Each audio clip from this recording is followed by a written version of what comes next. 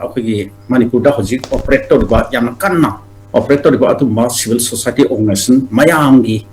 ꯃꯤꯍꯨꯠꯁꯤꯡꯅꯤ ꯍꯥꯏꯇꯥꯔꯦ ꯑꯗꯨꯅ just ꯑꯦꯟड ꯐꯦꯌꯔ delimitation ꯍꯥꯏꯕꯁꯤ ꯁꯨꯞꯅꯒꯤ ꯃꯤ 5-10 ꯈꯛꯅ ꯄꯨꯟꯁꯤꯜꯂꯒ ꯁꯦꯝꯕ ꯑꯗꯨꯝꯕ ꯀꯝꯃꯤꯇꯤ ꯒ꯭ꯔꯨꯞ ꯑꯃ ꯅꯠꯇꯦ ꯃꯁꯤ ꯑꯩꯈꯣꯏꯒꯤ ꯃꯅꯤꯄꯨꯔꯁꯤꯗ ꯃꯅꯤꯄꯨꯔ ꯇꯝꯄꯥꯛꯇ ꯍꯥꯏꯇꯥꯔꯦ ꯃꯔꯨ ꯑꯣꯏꯅ ꯃꯁꯤꯗ ꯑꯣꯄꯔꯦꯠ ꯇꯧꯔꯤꯕ ꯄꯨꯝꯅꯃꯛ ꯑꯩꯈꯣꯏꯒꯤ ꯌꯥꯝꯅ ꯃꯇꯤꯡ ꯂꯩꯔꯕ ꯃꯄꯥꯡꯒꯜ ꯀꯜꯂꯕ ꯑꯗꯨꯝꯕ ꯁꯤꯚꯤꯜ ꯁꯣꯁꯥꯏꯇꯤ ꯑꯣꯔꯒꯅꯥꯏꯖꯦꯁꯟ ꯃꯌꯥꯝꯒꯤ ꯃꯤꯍꯨꯠꯁꯤꯡꯗꯣ ꯃꯈꯣꯏ ꯃꯌꯥꯝꯁꯤ ꯂꯣꯏꯅꯃꯛ ꯌꯥꯎꯔꯒ ꯃꯈꯣꯏꯅ ꯄꯨꯟꯁꯤꯜꯂ ꯁꯦꯝꯃꯛꯄ ꯑꯗꯨꯝꯕ ꯒ꯭ꯔꯨꯞ ꯑꯃꯅꯤ ꯍꯥꯏꯔꯤꯕ ꯒ꯭ꯔꯨꯞ ꯑꯁꯤꯅ ꯑꯩꯈꯣꯏꯒꯤ ꯍꯧꯖꯤꯛ ꯃꯅꯤꯄꯨꯔꯗ ꯁꯦꯟꯁꯁ ꯑꯣꯄꯔꯦꯁꯟ ꯄꯥꯡꯊꯣꯛꯄ ꯃꯇꯝ ꯆꯥꯗ꯭ꯔꯤ ꯍꯥꯏꯗꯅ ꯃꯁꯤ ꯃꯇꯝ ꯈꯔ ꯗꯤꯐꯔ ꯇꯧꯕꯤꯈꯣ ꯃꯗꯨꯒꯤ ꯃꯃꯥꯡꯗ ꯁꯦꯟꯁꯁ ꯇꯧꯗ꯭ꯔꯤꯉꯩꯗ ꯃꯅꯤꯄꯨꯔꯗ ꯃꯤꯇꯣꯞ ꯃꯤꯌꯥꯝꯆꯥ ꯃꯌꯥꯝ ꯑꯃ ꯑꯩꯈꯣꯏꯒꯤ ꯀꯩꯅꯣꯗꯒꯤ ꯌꯥꯝꯅ ꯅꯤꯌꯣꯝ ꯂꯥꯟꯅ ꯅꯤꯌꯣꯝ ꯆꯨꯝꯗꯅ ꯑꯩꯈꯣꯏꯒꯤ ꯆꯪꯁꯤꯜꯂꯛꯈꯤꯕ ꯑꯃꯁꯨꯡ ꯑꯩꯈꯣꯏꯒꯤ ꯁꯣꯁꯥꯏꯇꯤ ꯇꯣꯉꯥꯟ ꯇꯣꯉꯥꯟꯕ ꯀꯥꯡꯂꯨꯞꯁꯤꯡꯒꯤ ꯃꯔꯛꯇ ꯄꯨꯟꯁꯤꯜꯂ ꯇꯤꯟꯁꯤꯜꯂꯦ ꯍꯥꯏꯔꯒ ꯈꯨꯟꯗꯥ ꯂꯩꯇꯥꯁꯤꯟꯗꯅ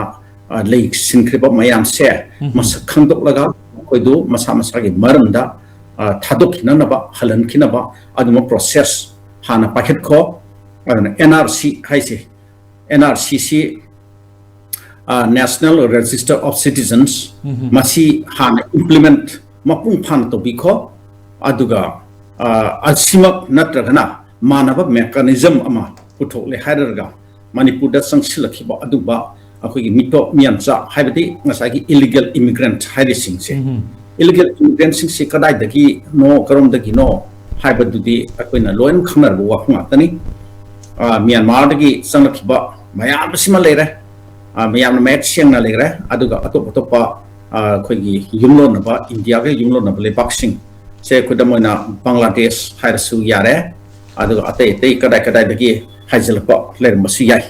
ꯑꯗꯨꯅ ꯃꯔꯨꯑꯣꯏꯅ ꯃ꯭ꯌꯥꯟꯃꯥꯔꯗꯒꯤ ꯆꯪꯁꯤꯜꯂꯛꯈꯤꯕ ꯑꯩꯈꯣꯏꯒꯤ ꯆꯤꯟꯒꯤ ꯖꯣꯕ ꯃꯈꯣꯏꯒꯤ ꯑꯁꯨꯝꯕ ꯃꯌꯥꯝꯁꯦ ꯃꯅꯤꯄꯨꯔꯗ ꯍꯥꯟꯅ ꯈꯨꯟꯗꯥꯔꯒ ꯂꯩꯖꯕ ꯑꯗꯨꯝꯕ ꯃꯤꯑꯣꯏꯁꯤꯡꯗꯨ ꯅꯠꯇꯕ ꯍꯧꯈꯤꯕ ꯆꯍꯤ ꯈꯔꯁꯤꯒꯤ ꯃꯅꯨꯡꯗ ꯍꯦꯛꯇ ꯑꯉꯛꯄ ꯐꯪꯂꯕ ꯏꯟꯐ꯭ꯂꯛꯁ ꯑꯃ ꯆꯪꯁꯤꯜꯂꯛꯈꯤꯕꯁꯦ ꯍꯥꯏꯔꯤꯕ ꯃꯌꯥꯝꯁꯦ ꯍꯧꯖꯤꯛꯇꯤ ꯃꯈꯣꯏ ꯈꯨꯟꯗꯥ ꯂꯩꯇꯥꯁꯤꯟꯗꯅ ꯈꯨꯟ ꯁꯦꯝꯗꯅ ꯑꯩꯈꯣꯏꯒꯤ ꯐꯣꯔꯦꯁ ꯔꯤꯖꯔꯚ ꯐꯣꯔꯦꯁ ꯑꯦꯔꯤꯌꯥꯁꯤꯡꯗ ꯈꯨꯟ ꯁꯦꯝꯒꯠꯇꯅ ꯁꯥꯒꯠꯇꯅ ꯑꯗꯒꯤ ꯀꯩꯅꯣ ꯇꯧꯗꯅ ꯑꯗꯒꯤ ꯏꯟꯗꯤꯌꯥꯅ ꯄꯤꯕ ꯏꯟꯗꯤꯌꯥ ꯒꯚꯔꯟꯃꯦꯟꯠꯅ ꯄꯤꯕ ꯑꯩꯈꯣꯏ ꯏꯟꯗꯤꯌꯥꯒꯤ ꯁꯤꯇꯤꯖꯟꯁꯤꯡꯒꯤꯗꯃꯛꯇ ꯄꯤꯔꯤꯕ ꯑꯩꯈꯣꯏꯒꯤ ꯑꯙꯥꯔ ꯀꯥꯔꯗ ꯚꯣꯇꯔ ꯀꯥꯔꯗ ꯑꯗꯒꯤ ꯔꯦꯁꯟ ꯑꯁꯤꯅꯆꯤꯡꯕ ꯃꯌꯥꯝꯁꯦ ꯈꯨꯗꯣꯡꯆꯥꯕ ꯃꯌꯥꯝꯁꯤ ꯂꯧꯔꯒ ꯌꯥꯝꯅ ꯀꯔꯤ ꯍꯥꯏꯅꯤ ꯑꯩꯈꯣꯏꯒꯤ ꯏꯟꯗꯤꯌꯥꯒꯤ ꯃꯅꯤꯄꯨꯔꯗ ꯆꯍꯤ ꯀꯌꯥꯒꯤ ꯃꯃꯥꯡꯒꯤ ꯈꯨꯟꯗꯥ ꯂꯩꯇꯥꯔꯒ ꯂꯩꯔꯛꯂꯕ ꯑꯗꯨꯝꯕ ꯁꯥꯔꯒ ꯂꯩꯔꯤꯕ ꯃꯔꯣꯜꯁꯨ ꯃꯩꯇꯩꯂꯣꯟ ꯃꯅꯤꯄꯨꯔꯤ ꯂꯣꯟ ꯍꯥꯏꯇꯥꯔꯦ ꯃꯩꯇꯩꯂꯣꯟ ꯍꯥꯏꯁꯤ ꯑꯩꯈꯣꯏ ꯃꯅꯤꯄꯨꯔꯒꯤꯗꯤ ꯑꯩꯈꯣꯏꯒꯤ ꯀꯩꯅꯣꯗꯅꯤ ꯂꯤꯡꯒ꯭ꯋꯥ ꯐ꯭ꯔꯦꯡꯀꯥꯅꯤ ꯑꯣꯐꯤꯁꯤꯌꯦꯜ ꯂꯦꯡꯒ꯭ꯋꯦꯖꯅꯤ ꯃꯁꯤ ꯃꯩꯇꯩꯂꯣꯟꯁꯤ ꯉꯥꯡꯗꯕ ꯑꯁꯦꯡꯕ ꯑꯩꯈꯣꯏꯒꯤ ꯆꯤꯡꯃꯤ amata liponte loanama naga sungangi kana naga sungi marta leiriba abai tong tong tribe mayam ma leirina nama loanama maitu ngangi adagi asunda hojik maitelon machet ma khangdaba manipuri or maitelon akoina adum isam samna ama harisa adum khangkhana masiki lonsi khangda machet ma bu khangdaba adumba mitop akhigi illegal immigrant Myanmar sangsilapa ko gijo mayam ama hojik lady baneba kada kada ida lady no makoi myam sina akoina loina khamwani Surachandpur da adigi Tengnopal district ki manung more adigi ate haidora khun mayam ama adi Kangpopi sila amu pusalaga asom nakan da amu tahalibni do aduna singba mitop miyan sa illegal immigrant mayam se masi hana makoisi detect ko aduga masa maram Myanmar da buerasu Bangladesh da buerasu deport to biko adugi matung da census se pangthok piu haibane ba aduna hojik masdaista yam akan ba movement ama hojik sangsil pa haure uris ni ko namakuma hojik tongan tong civil society organization mayam ama yakselak le na amakhi subnagi just and fair delimitation campaign committee na makhoi khaktana oina sangsilam ki mongda leibani hojikti ate tongan ba mapang kallaba atopa civil society organization sing ima khoi ki maira paipi lup sing yoksila pa hore adana ima ki maira keno na so 100 su ngarang na handa so akoi Manipur Press Club ta mi phum phamdana kanumba census se kenota Manipur da NRC hana salhan ba natragana manab mechanism ma salhalga ma stage da akoi mi top nyam sa illegal immigrants se lo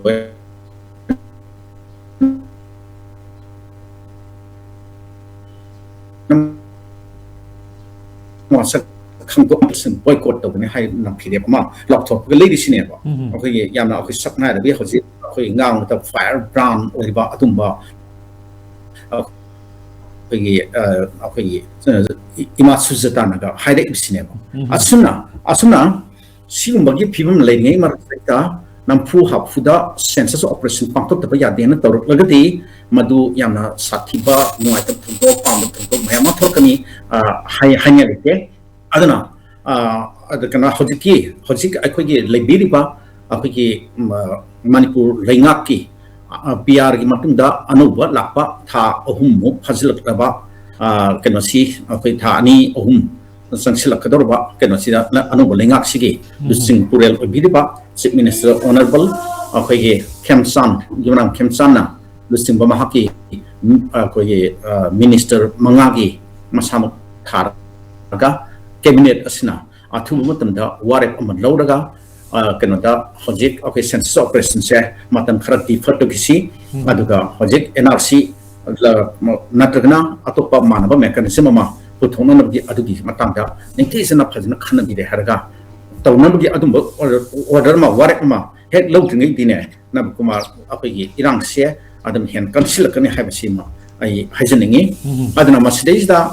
akhoi haina si jam legre akhoi ki tongan to akhoi ki societies ki lairiba section khudimok na haitare ne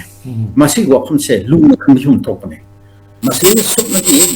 CSO ki akhoi ki socially dedicated to diba asimba mioi khara khaki mathau khak na te ba masi akhoi mipum khudimok ki ne ba maru na tampak ta se yellow mi haitare ne indigenous people oi Manipur da sahi listing kya ki mamang dagi leminar klaba khunda laita dun ler klaba adumba akhoi furup singi akhoi ki tungi laibak lep kadwa adumba akhoi siba nataga sangba adumba gi kanoda leiriba adumba potsak mo oibanina mase akhoi tungi phirep ki yamna mari lenaba adumba maru oiba potsak mo oibanina aduna akhoi ki naisigi tongan section singna loinamok masam saki mot sun bifum to e adu makoi se thorphum to e makoi songat phum to e habse ai thamjeningi adu natradana asubnagi kanu khaki wani NGO kare CSO khara khaki makoi khaki wani ni asmasidi akoi thodona mari len de hadana ma thokpa pham dana adi sa dana magi sum to phum to pone hadana sum tong na dana sum lein ragati ne masi akoi puno loinamok pangina ba akoi puno loinamok mutmin na bi adu mokhim dala aduna societies da leiriba wakul khanba ngamlaba like su khara uba amsu tungi phirep khanba lebak nungsiba saba haitare ne lebak nungsiramadi yai adu thabak onati uthoktriba aduma mioi punamak section khudimakna matang stage da handaki matang sida ne pulab thokminaraka pulab makhoi kholau amat tokmina lawminagadamani ena hojikse NRC sanadngai mitok miam sa mayam amna sanglakna Manipur da akhoi mark sangsilaga akhoi lambu mullaga makhoi lam oigani haidana makhoi state semgani haidana tawrli base masi kadai takino hapse akhoi punmana loino khamina gadamani masi ahal lete naha abalite nupi abalite nupa abalite mahiro habalite aduga akhoi di mapanda like tami thabak tawri akhoi khangde Manipur da tholiba kari kara as inang yam thopni kayan hairga like tholiba adumba miu kanglup sing makoi wakalon disne masih wapam se ne tisna phadna sahang gadamani adu kano to gadam khanta gadamani aduga societies da yamna comfortable oina yamna karihani nunga ya phana akhoi di kaimta awatpa abalite haidana adagi karigumba lak